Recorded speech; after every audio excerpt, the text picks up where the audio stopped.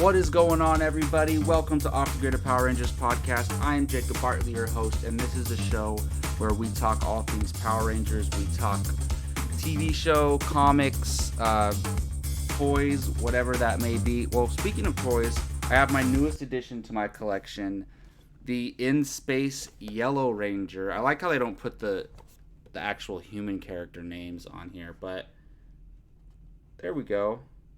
In Space Yellow Ranger, and I don't ever open mine, but it looks pretty cool.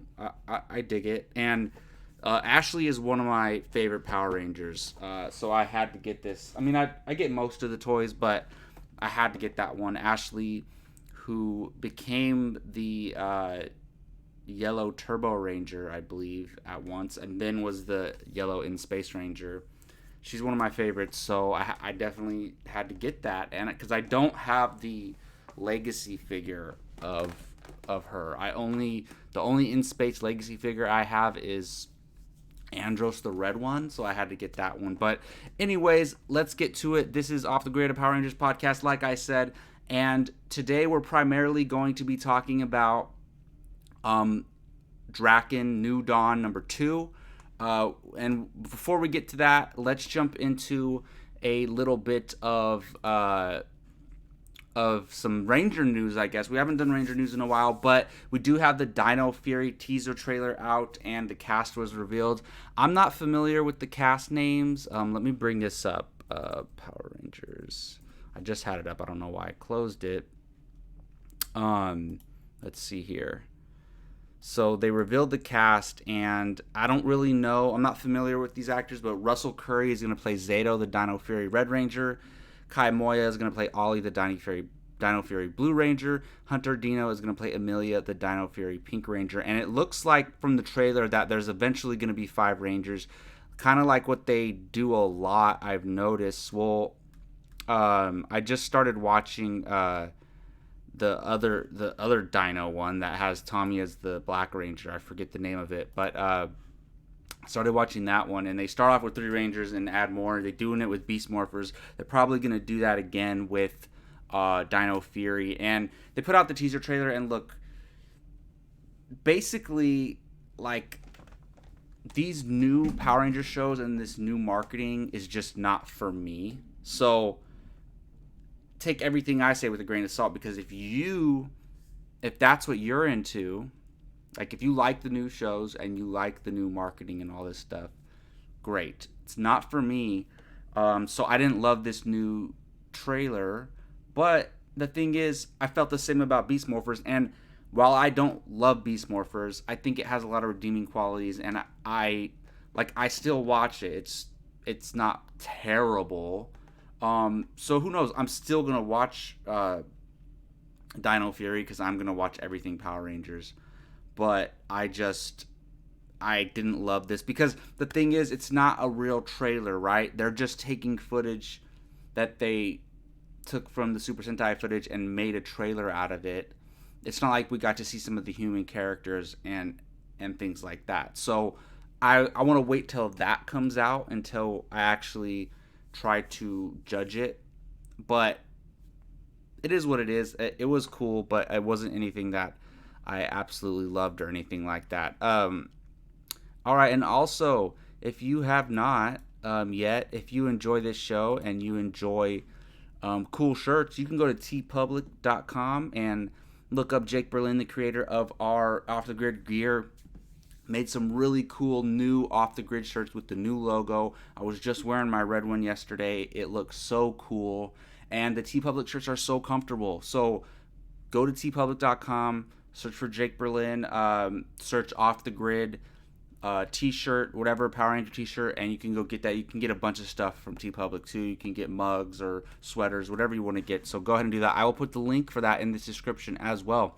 But let's get to it, what we came here to talk about, and that is the Drakkon New Dawn number 2. And this is a late review for this, and I apologize for that, but just life gets in the way, and I'm kind of behind on these comic reviews, but I'm going to review every single comic that comes out for Power Rangers, so just bear with me here. But yes, Drakkon New Dawn number 2. The first issue I loved. The preview I loved.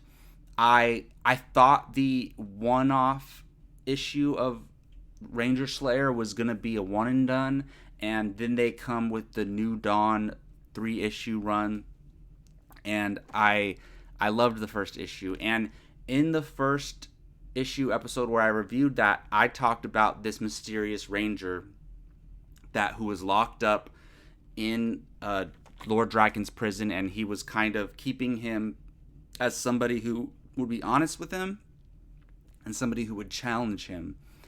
And I knew it was Jason right away, and maybe it was an easy guess, right? But they revealed that it's Jason. This issue opens up. Finster 5 is trying to open this suit that this mysterious ranger is in, and I just think it's so cool because we went a long time, very long time, all the way from the very beginning of the Shattered Grid storyline, thinking that the Coinless World's Jason was dead. We knew that Drakkon had killed most of them. Kimberly, Trini, Zach, Adam were still alive in the Coinless World, but other than that, he had killed most of the Power Rangers. And we thought Jason for sure was dead, because they even show a flashback at one point, I forget what issue it was, of him defeating Jason, and he obviously didn't kill him, he saved him. And it makes so much sense, right? Because who was the one person who could always challenge Tommy? It's Jason. Who is somebody who's always going to be honest with Drakkon? Is Jason. So it made so much sense, and Jason is my favorite Power Ranger, so that's why I'm so excited about this. At the end of the last issue, we saw some alien being arrive on Earth, and I said, like, the black with the green cracks and all that. I couldn't remember the name of the male version of that character, but it was Ecliptor, and now this is Eclipta. So I'm wondering if in the Coinless World there's no Ecliptor and there's just Eclipta, so Ecliptor is a female in the Coinless World, or if there is an Ecliptor and an Eclipta in the Coinless World. Who knows? But I thought that was cool. Kind of an in-space reference, which is really awesome. And I love when a team not associated with that villain group is taking on a different villain group. I think that's really cool. So Eclipta is the meteor that came to Earth, and as a failsafe for Jason being removed from his cell. And we know, us Power Ranger and space fans know, that Ecliptor served Dark Spectre, who's a big bad villain, kind of like, in a way, I mean, it depends, but I would say he's kind of like the Power Rangers Thanos in a way, but it's, who knows? I mean, it's not directly comparable, right? Like, it could be, Rita's dad could be, a Master Vile could be considered that. So who knows? But bottom line is Dark Spectre is a big, huge villain in Power Rangers, very dangerous, and we see Scorpina kind of get freaked out by this, and she's like, nope, we gotta get out of here, and Drakkon, they show a flashback to Drakkon manipulating Scorpina into telling him about Spectre and giving him all the details. So he set up a situation where, and this is crazy because this is like Lord Palpatine type manipulation from the grave type stuff that Lord Drakkon was pulling. So basically, he put in a failsafe that if he was defeated, he figured somebody would go to the Deadlock prison and find Jason and remove him. If he doesn't get defeated, then that's never going to happen, right? So that being the case, if he's defeated, he brings Dark Spectre to the Coinless World, and all hell breaks loose for whoever's still alive. It just adds to the genius of Lord Drakkon, and even when he's gone in their world, even though we have a Lord Drakkon still around in the regular world. So I think that's awesome. That is just awesome. And we get a lot of flashback to when Jason was being held in deadlock. Or he tried to escape multiple times. He actually broke out once, and then Drakkon and Ranger Slayer and some of the guards go to meet him, and basically Ranger Slayer was kind of brainwashed by Lord Drakkon, right? That's why she started following him and everything like that. She didn't willfully join Lord Drakkon. So he tells Kimberly, Ranger Slayer, if if Jason ever escapes, to kill yourself. Which now Jason, obviously he cares about Kimberly, and he's like, all right, well, I can't escape then. He's screwed. Because at this point, his brainwash of Ranger Slayer is strong enough to where she would do something like that. So now, that's pretty crazy. That's pretty dark, honestly. And the thing for me is, look, I don't mind it getting dark, but the Power Ranger comics are placed in the kids section at the comic book store, and I don't look. Kids can read these, but I don't think they're kid comics. So I don't know why they're placed in the kids section at the comic book store. Anyways, they continue with this Adam and Scorpina thing, and I was digging that because they took a character like Scorpina and they're giving her a lot of depth in this issue, and I think that's really cool because I always liked the look and the idea of the Scorpina character, but they never gave her due in the show. And I hated how when she grew, she turned into some like crazy looking scorpion monster. I hated that. I wish she just looked like her grown fighting the monsters, but I know they were using footage from the Super Sentai stuff, so whatever, it's fine. But yeah, so they continue this flirtation and development of the Scorpina relationship with Adam, and now they're just like they try to run away, or Scorpina tries to leave, but Adam convinces her no, we got to stay and fight.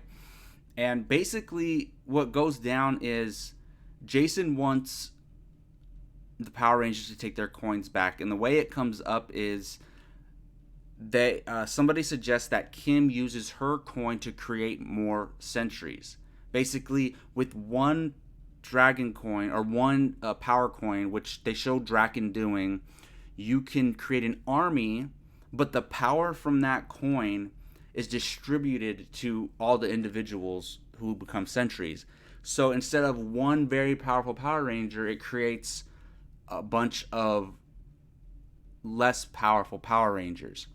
So a Power Ranger can't use their coin effectively while it's being used to create sentries. So there's like a power level and it's being distributed, right? So it's suggested that Kimberly does that in order to create pink sentries, right? Which we haven't seen because she has her coin. And Jason's like, hell no, you can't do that. It's going to weaken you. Like, nobody's going to be able to take on Eclipta or Spectre one-on-one. Like, it's just... And that's why Drakkon did that. He didn't want any other being out there being able to challenge him, having a full power coin to themselves. And the only person who did was Kimberly, other than him, and she was brainwashed by him.